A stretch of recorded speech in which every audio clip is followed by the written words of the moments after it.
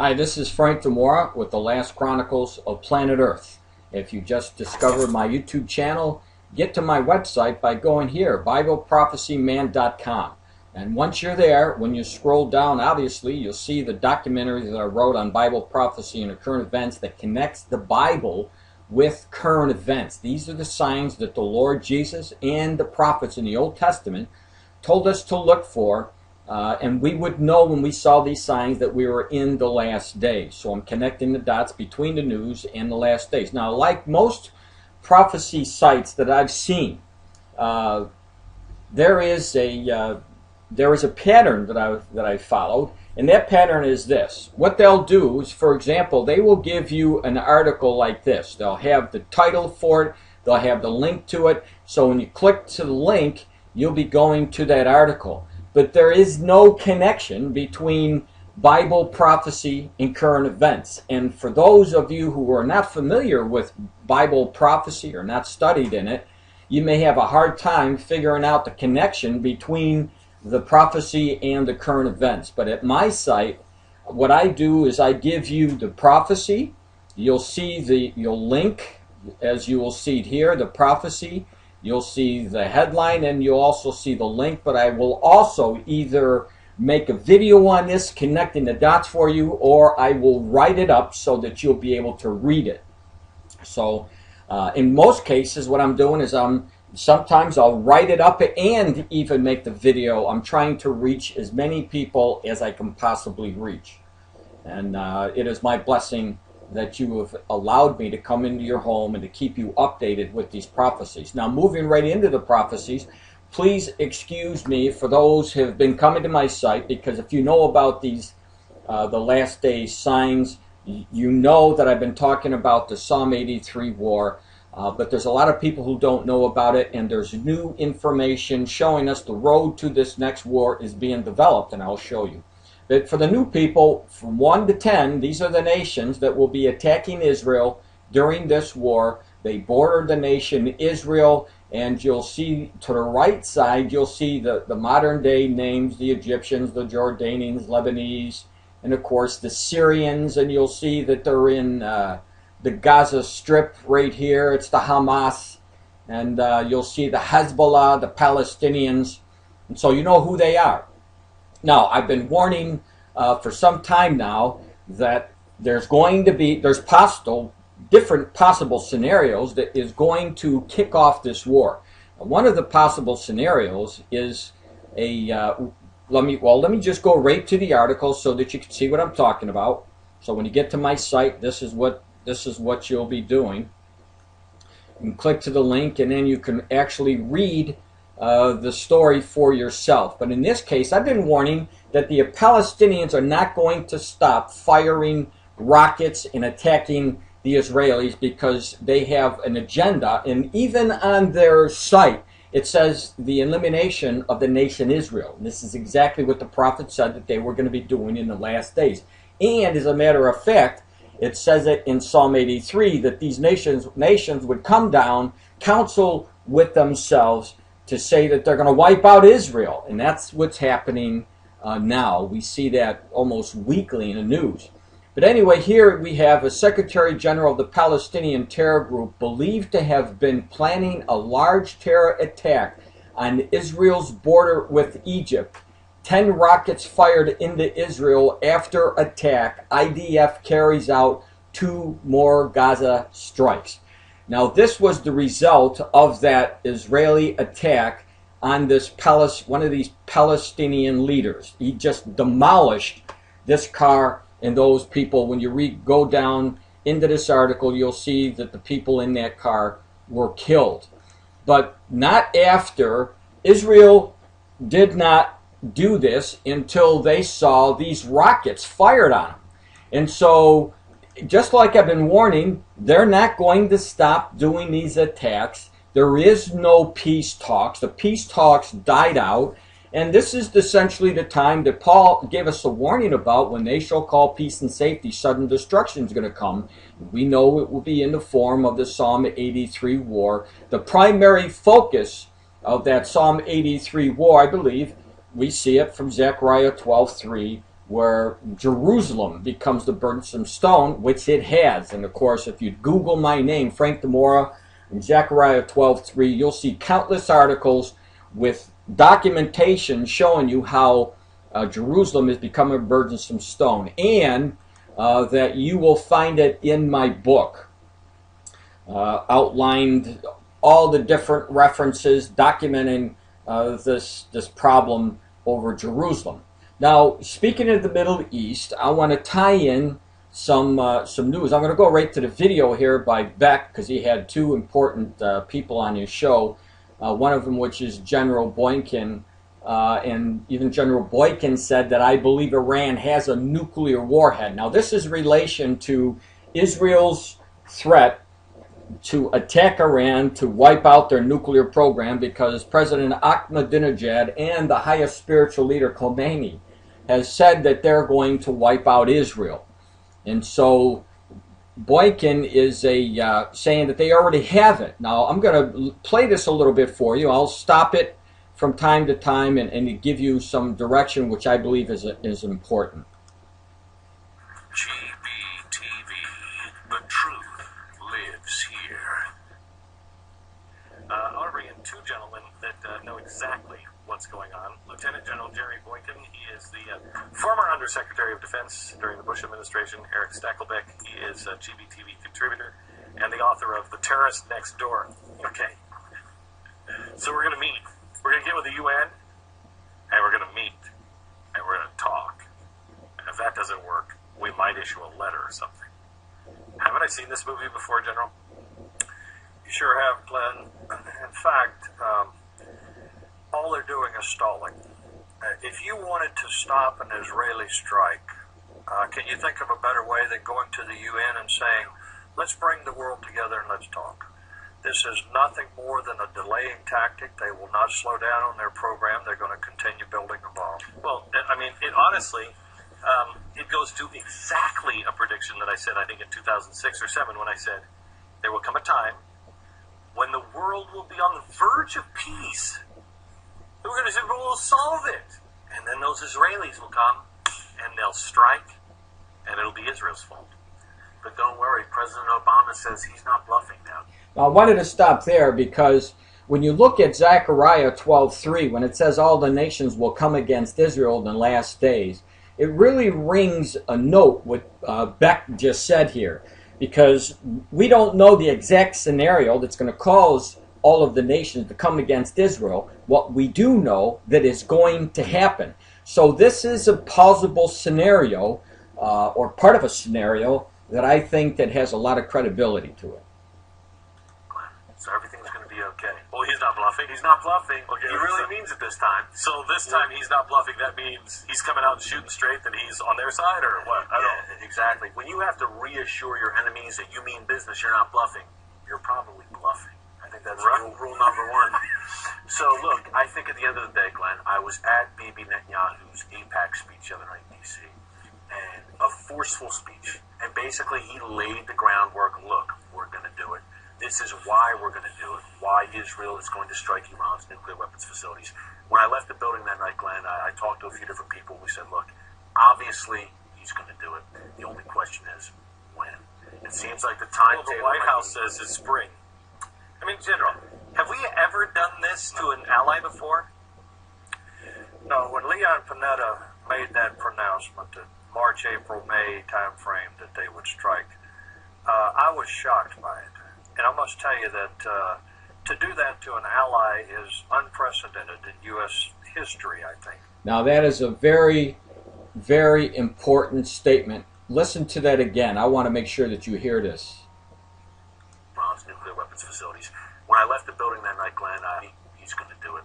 The only question is when. It seems like the timetable... Well, the White House says it's spring. Or? No, when Leon Panetta made that pronouncement, that March, April, May timeframe that they would strike, I was shocked by it. And I must tell you that to do that to an ally is unprecedented in U.S. history, I think. We would never expose what we knew about an ally's intentions.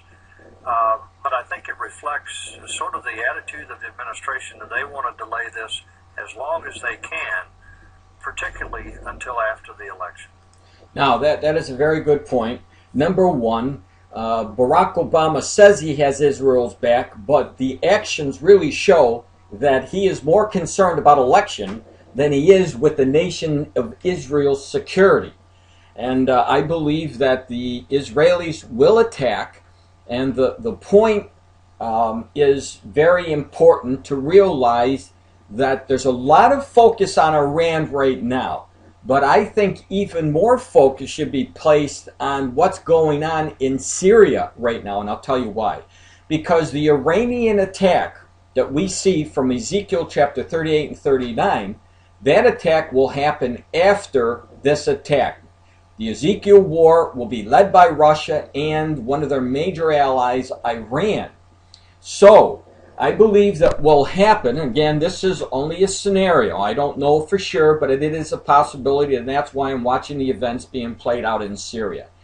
Syria, if the Bashar al-Assad continues to slaughter his people like he's been doing for the last 2 to 3 days, there's a good possibility that there will be a coalition of forces, could be UN forces, it could be Arab forces, whatever. He said, Bashar al-Assad, if they go into his nation to try to stop his regime, he would attack Israel.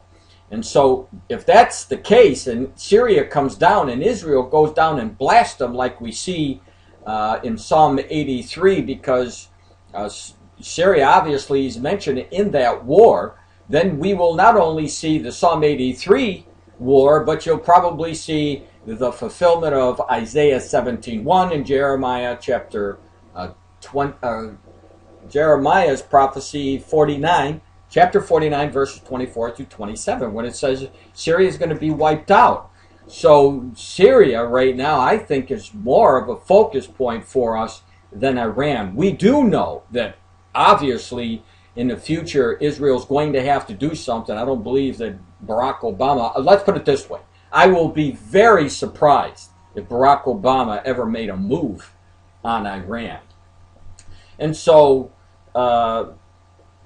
what is really important for you to understand is that things are happening, that it shows us the road to these prophecies. Now here's another one. It says Iran asked U.S. for arms that could aid Iran strike. Let me go to this one because it appears from the news article that Israel has asked the United States to arm them, give them certain arms for this attack. All right? So when you read the article, let me move this over a little bit, and sometimes these pop up. It says, Israel has asked the United States for advanced bunker-busting bombs and refueling planes that could improve its ability to attack Iran's underground nuclear sites, an Israeli official said on Tuesday. Such a request was made around the time that Israeli Prime Minister Benjamin Netanyahu visit to Washington this week, the official said, confirming media reports. But the official who spoke in the condition, obviously they always do this, anonymity, given the sensitivity of the issue, played down as unrealistic Israeli reports that the United States would condition supplying the hardware of the Israeli promising not to attack Iran this year. It says White House spokesman Jay Carney asked whether the Israelis had made such a request to the U.S. officials during a visit, said there was no such agreement proposed or reached in President Barack Obama's meeting with Benjamin or Netanyahu or his aides. But when asked if the latter was raised with Defense Secretary Leon Panetta or another U.S. officials, Carney told reporters that he had no information on that. I would refer you to other officials, he said. So he's dodging the question here. Now, if you were a fly on a wall, you can probably be assured that this conversation between Benjamin Netanyahu and Barack Obama actually took place, and Obama probably was asked for these bunker bombs to go in it goes deep into the ground and destroy what Israel would have to be using to destroy their nuclear facilities under the ground. So we do know that Israel's getting ready to strike Iran. Will it start a major war? That's a good possibility. And one of the good possibilities, we know that war is coming because in the scriptures, the Lord told us, for example, in Matthew, you could read Matthew chapter 24, verses 6 through 7. You'll see that the Lord talks about warning us to watch for wars and rumors of wars. So let me go on now. We're going to go back to Zechariah 12:3 because Zechariah 12:3 is a very, very important prophecy because obviously it's dealing with the last days. And the last days centering around Israel, targeting Israel. All the nations targeting Israel. All right? So, now this is one of those, these headlines that shows you the directions that the nations of the world are taking against Israel. And let me just go right to the article, and then you'll be able to read the headline a little bit bigger there. Just give it a few seconds. You see it's loading up here. So let's move down as soon as it's loaded. And you'll see here it says the UN Women's Rights Panel due to condemn Israel in close of annual session. Let's see what it says.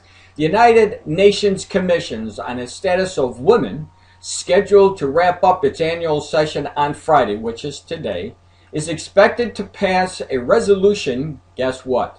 Condemning Israel's part in the degrading of living conditions for Palestinian women, while failing to mention the mistreatment of women in ongoing crisis in Syria.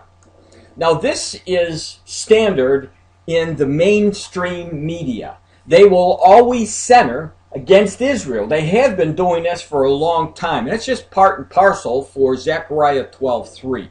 But here we have the UN is condemning Israel for and just disregarding the heinous acts of Bashar al-Assad and his government and not stepping in to, you figure the United Nations, that's what they're there for, to step in and to resolve problems when people are being wiped out, like happened in Bosnia and Herzegovina. And obviously, there is bias against Israel, and obviously, they're fulfilling prophecy. And I bet you these people who are sitting here, most of these people are ignorant of Bible prophecy, or they just don't care. But maybe somebody ought to write the UN and tell them, you better read Zechariah 12:3 because you're fulfilling it.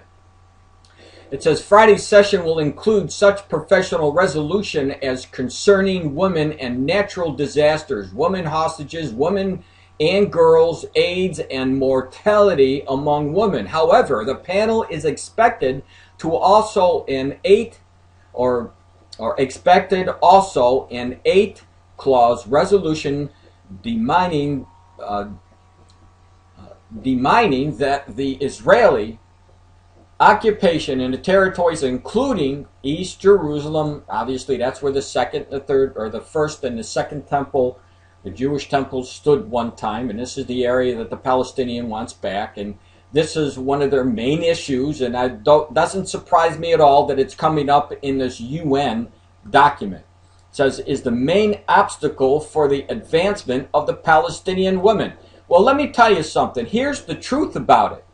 They're using the woman as a main obstacle of East Jerusalem, but this has been on the agenda by the Palestinian organizations and the Arabs ever since the 1967 war, when Israel retook East Jerusalem. The Arabs want it back, and this is one of the reasons why they're still attacking Israel. So let's go down. It says the panel, which includes representatives of 45 countries, including Israel, is considered to be one of the UN's most active and respected bodies.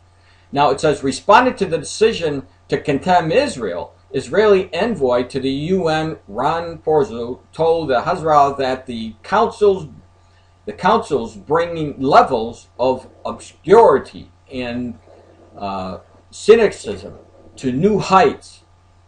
The thousands of Syrian women butchered, tortured, raped, and tramped under Assad's iron boot doesn't even get a passing mention in the panel's decision, Holzer added.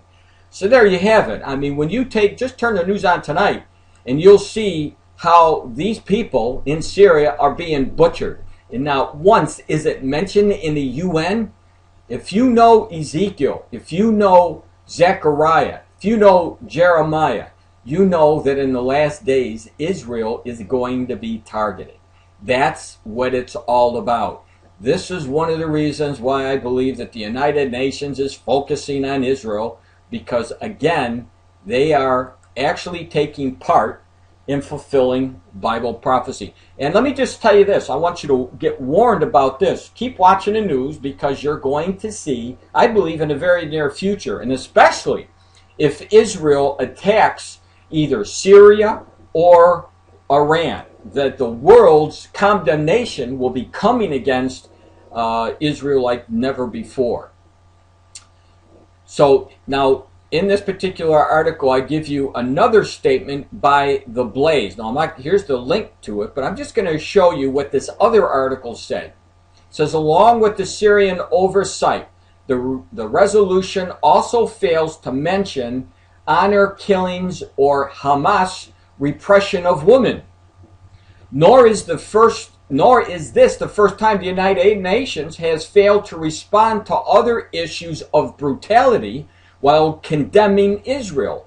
In 2006, Lawrence Summers, then president of Harvard University, gave a speech denouncing anti-Semitism of the UN, and he noted, United Nations-sponsored World Conference on Racism, while failing to mention human rights abuses in China, Rwanda, or any place in the Arab world, spoke on Israel's policies prior to recent struggles under Barack government as constituting ethnic cleansing and crimes against humanity. The NGO declaration at the same conference was even more relevant. Why the double standard exists is not immediately clear, though it may have something to do with the makeup of the United Nations generally. Many openly antagonistic countries send representatives. So here again we have proof that the UN, why they overlook issues in other major countries that have been going on for years and years, and they haven't made any progress. They just put their scopes right in on Israel and force their attention, the world attention on Israel. And again, another example of fulfilling prophecy through Zechariah 12:3. And as I said, there's going to be more news about this.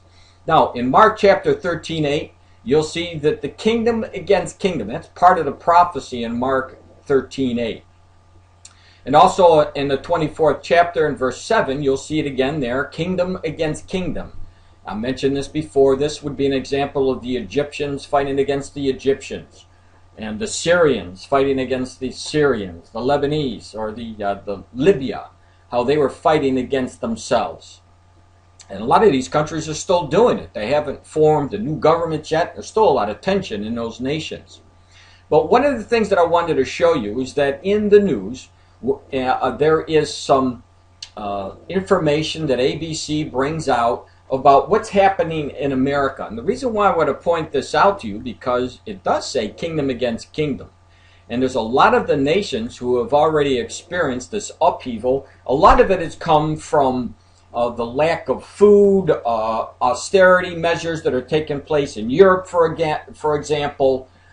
Take a look at Greece and how they've been rioting and fighting against the government because they're under massive debt and they're massive cutting people's handouts. And so this has caused problems. Now, the reason why I'm saying this, because there is a growing trend. People want to know, could this actually happen in America? And I believe that there is proof that there may be the footmarks of a growing population in America that is getting ready to see this prophecy being fulfilled. And I'm going to play this video and you'll understand. Why would you visit Now there is, unfortunately, the way I make the video, I have to go through these commercials. This is almost done. I think it's about 20-second commercial. But, you know, it talks about going to Ireland here. They are in the European Union. The European Union is having a lot of problems, and a lot of people think that it's going to fall apart, which could be the fulfillment of Daniel chapter 2, verses 41 through 43. But in any case, listen. Headline today announcing there is a huge spike in the number of Americans operating in the shadows, trying to take down the U.S. government, even with violence.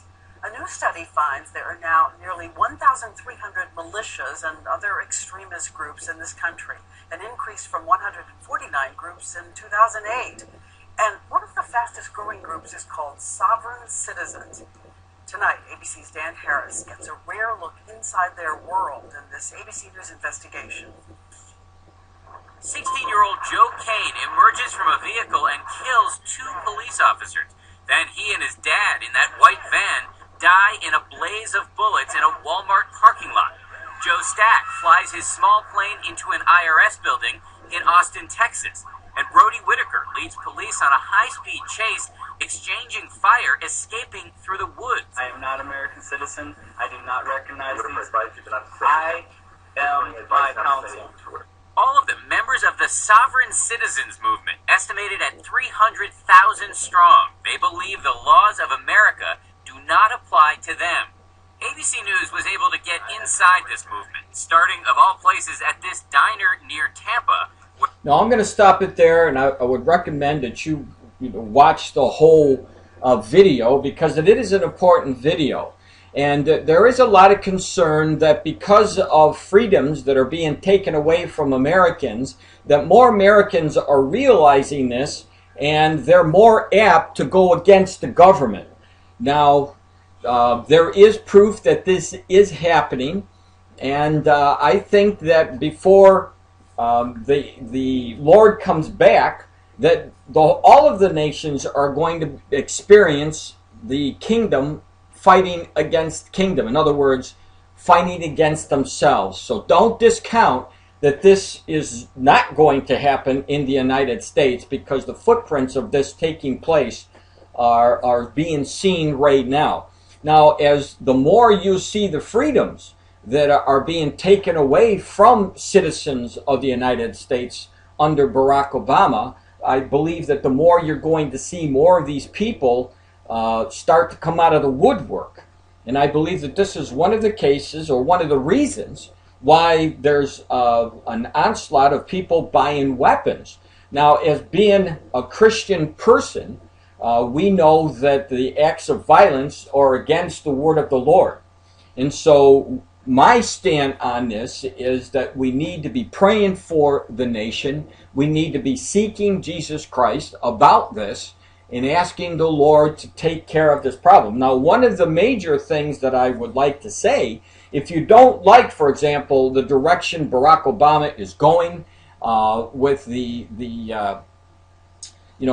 for example, the new health bill, and how he's forcing you to get this and you're losing your freedoms, then vote. Vote and use your vote to get rid of the person who is taking away the freedoms. But violence is never an alternative. Now, when you watch the rest of this video, you'll see that these people, some of these people are saying, yeah, I will use violence. But we know that according to Scripture, and if you're going to abide in Christ, violence is not the way to go about it. Killing is not the way that Jesus Christ wants us to go about it. And bottom line is this: we're already starting to see kingdom against kingdom, and it will spread to many nations around the world.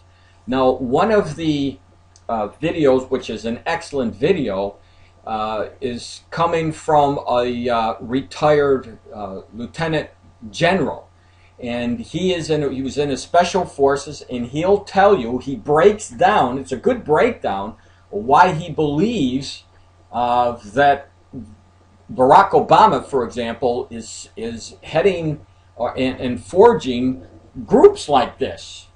And so it would be very advantageous for you to watch this entire video, and then you'll get a better perspective on what's happening with our country here in the United States. Now, moving on to another prophecy, Daniel 12:4 told us that our last generation would increase in knowledge.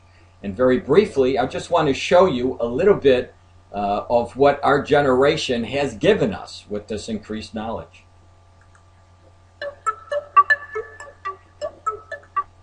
Lauren Goris. This device literally violates your freedom of speech. 2 Japanese researchers have put together a gun capable of stopping your speech mid-sentence. Take a look. The Boxy handgun uses a microphone to record your speaking. Then the speaker underneath will replay the voice back to you, but it will be delayed by a fraction of a second. And that delay you hear will scramble your thoughts and ability to form coherent sentences. To leave you speechless, the gun also has a distance measuring tool to make sure the sound travels with just the right amount of delay, no matter where you're standing. Don't worry, researchers say even at point-blank range, you won't feel a thing. Anyone can be stopped mid-sentence without any physical discomfort. The jammer does have its disadvantages. While testing their prototype, the researchers say the gun is more effective when the delay varies in time. Also, it proved more baffling than usual when you're reading something out loud versus talking normally. Besides aiming this at the cast of the Jersey Shore, researchers say other possible uses include mediating meetings, debates, and turn-by-turn discussion, like at the United Nations, facilitating protests when speech becomes a barrier for peaceful resolution, maintaining silence in libraries. The idea of scrambling speech isn't completely new. Psychologists already knew it's virtually impossible to speak when your words were replayed with a short delay. For Mashable, I'm Lauren Ford. So there you go. You're talking about freedoms in speech. Man, makes the back of your hair stand up. But look, this is the first video for March 9th. I'll be making the second part, and we'll go right into the signs in the sun.